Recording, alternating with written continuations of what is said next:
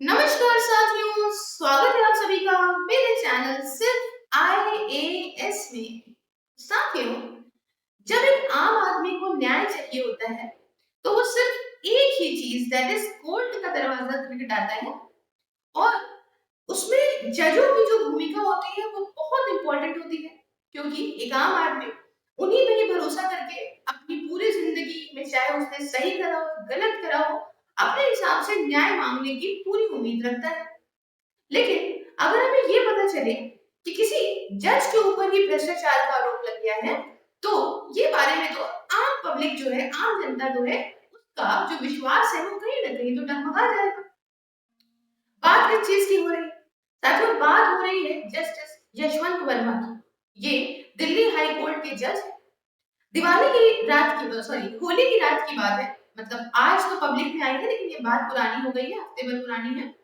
तो होली की रात की बात है कि ये अपने घर पे, अपने बंगलों पे नहीं होते हैं, और इनके बंगलों पे लग जाती है आग।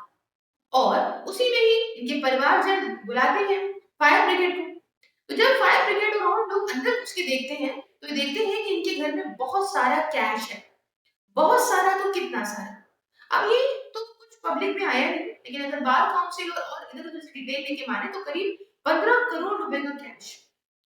15 करोड़ रुपए का कैश किसी जज के घर पे होना, वो भी कैश में, तो ये बात तो एक नंबर को तो नहीं दिखाती। ये पैसा दो नंबर का भी हो सकता है। अब इस बारे में इल्जाम लगाने से पहले यहाँ पे चीजें एक हफ्ते में काफी बदल गई और इनको ट्रांसफर कर दिया गया इलाहाबाद हाई कोर्ट। आज जब ये बात पब्लिक में आई तो बहुत तेज ये चीज उछलने लगी, और आप जानते हैं मीडिया और सोशल मीडिया के जमाने में किसी से क्या ही छुपना था। बहुत सारे अलग अलग पार्टीज अपनी अपनी प्रतिक्रिया इस बात को लेके देने भी लगी।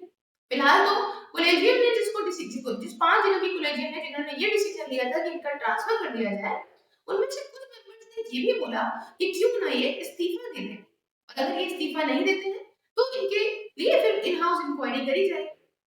इसमें सवाल ये उठता है कि केसेस ट्रांसफर तो होंगे। अब इसमें इलाहाबाद हाई कोर्ट ने तो कहा कि हम क्यों अपने पास ऐसी चीजों को रखें, हालांकि ये पहले वही काम करते थे। जस्टिस यशवंत वर्मा की जो ये कहानी है, उसमें बहुत सारे पुराने इंपॉर्टेंट इंपॉर्टेंट केसेस में ये हिस्सेदार रहे हैं। अब क्या ये पैसा वहां से आया है, ये पैसा इन्होंने कहां से करा है, इस बात पे तो आगे डिसीजन आना बाकी रहेगा।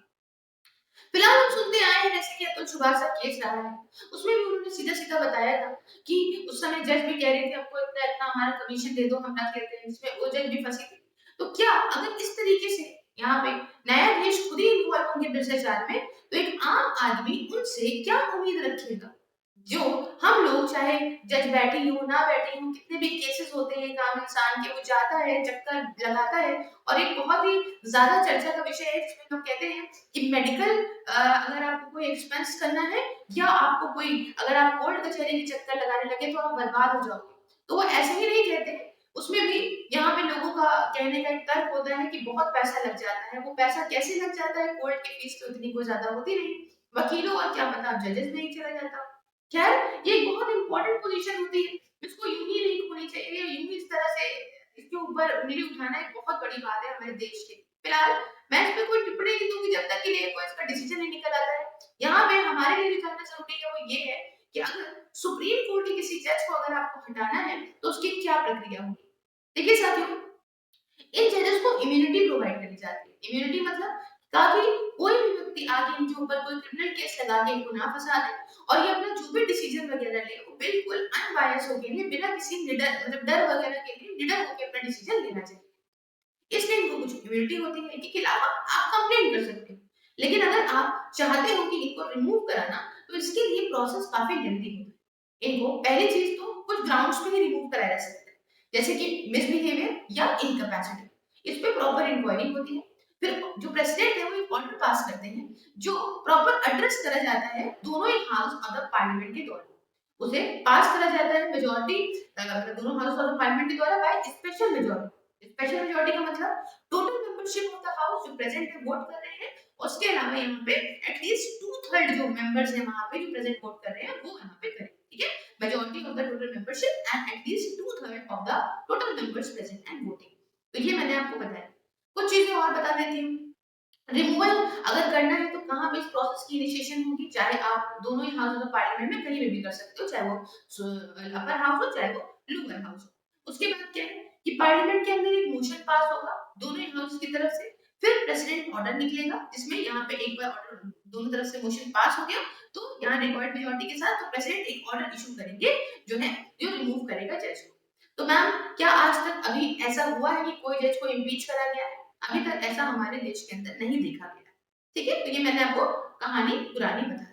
बहरहाल इनके साथ क्या होता है और क्या नहीं होता है वो तो वक़्त ही बताएगा, इंक्वायरी होने के बाद ही पता चलेगा। और मैं आपको अपडेट देती रहूँगी जैसा भी होता है। आप जॉइन कर सकते हैं मेरी वर्चुअल लाइब्रेरी को, जिसमें आप दिन-रात आराम से 24 घंटे सातों दिन तीनों ही ऋतुओं में बैठ के पढ़ाई कर सकते हैं, किसी भी एग्ज़ाम के डिसिप्लिन तरीके से। इसके रिगार्डिंग मुझसे बात करने के लिए आप कॉन्टैक्ट कर सकते हैं व्हाट्सएप पे 9919785532 और टेलीग्राम पे @सिर्फ सेल्स पे। साथ ही thank you so much for watching the video. You can also watch this video on Facebook as well. इसके अलावा सारे social media links description box में, मुझे हर जगह फॉलो कर लीजिए। साथ में आप जॉइन बटन को प्रेस करके मुझे मेरे काम में सपोर्ट भी कर सकते हैं। थैंक यू सो मच, मिलती हूँ नेक्स्ट वीडियो में किसी नए टॉपिक के साथ। जय हिंद, जय भारत।